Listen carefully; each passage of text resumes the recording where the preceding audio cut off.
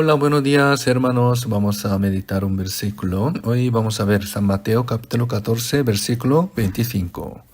Mas a la cuarta vigilia de la noche, Jesús vino a ellos andando sobre el mar. Vamos a ver este versículo. Después de mostrar el milagro de los 5 panes y los 2 peces, Jesús envió a sus discípulos al otro del mar de Galilea. Y después de orar, anduvo sobre el agua y llegó a la barca, en donde estaban sus discípulos. La gente no puede caminar sobre el agua. Sin embargo, el Señor lo puede, porque Él es Dios mismo, quien creó el mar. El caminar de Jesucristo sobre el mar era lo que demostrar su divinidad. En estas palabras, el mar simboliza el mundo. El mar, que siempre está agitado, se refiere a las naciones y al mundo. ¿Qué significa que Jesús anduvo sobre el mar? Jesús vino al mundo, pero vivió separado del mundo. Aunque pasó 33 años en la tierra, no estuvo manchado por el pecado. Aunque vivió en estrecho contacto con los pecadores, vivió completamente separado del pecado.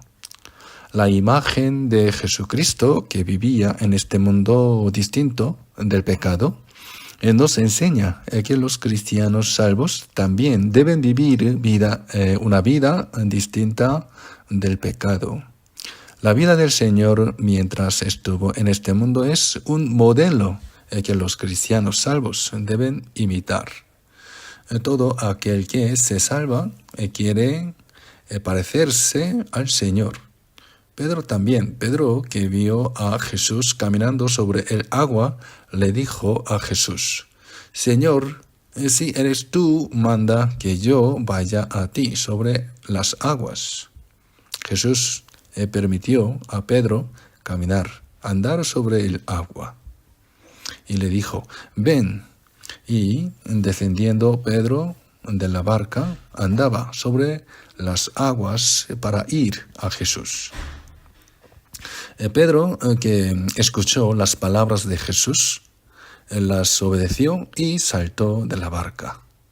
Aunque vio el viento y cayó al agua, Pedro, un humano, también caminó temporalmente sobre el mar.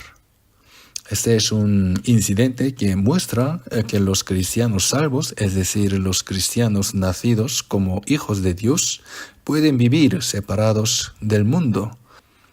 Dios, que quiere salvar a la gente, envió a su Hijo unigénito, Jesucristo, a esta tierra.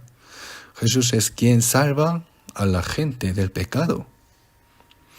Esto significa que Dios no solo quiere salvarnos del castigo del pecado, sino también del poder del pecado.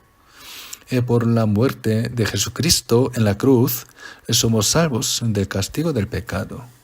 Después de ser salvo, puedes vivir una vida separada del pecado con la ayuda del Espíritu Santo.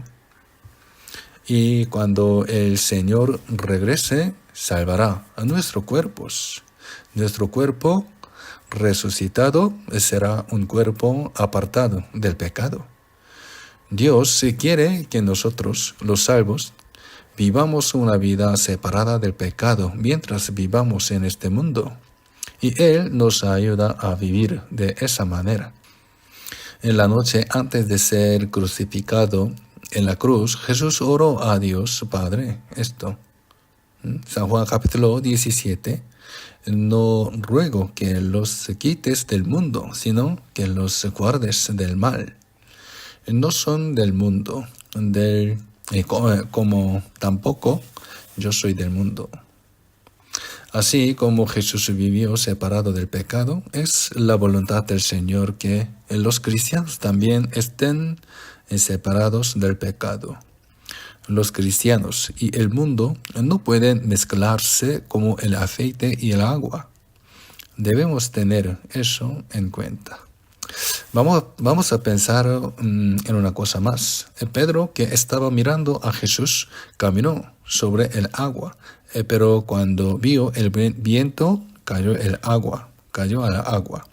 Jesús dijo esto mientras salva a Pedro. Hombre de poca fe, ¿por qué dudaste? Los cristianos deben creer y confiar en la palabra de Dios y mirar solo al Señor. Entonces podrás separarte del pecado y llevar una vida de fe segura. Y así como sopló el viento en el mar de Galilea, habrá muchos vientos en el mundo que sacudirán nuestra fe. Por ese viento puedo dudar y hundirme en el mar. Pero el Señor siempre está a mi lado. Cuando clamo al Señor, el Señor siempre extiende su mano de salvación y me sostiene. Y cuando Pedro vio el viento, le surgió la duda. Incluso si vemos tal viento, debemos tener una fe inquebrantable. Sí creo que el Señor siempre está a mi lado y que Él siempre me ayudará. Podré vivir en este mundo con fe sin importar el viento que sople. Hoy está aquí.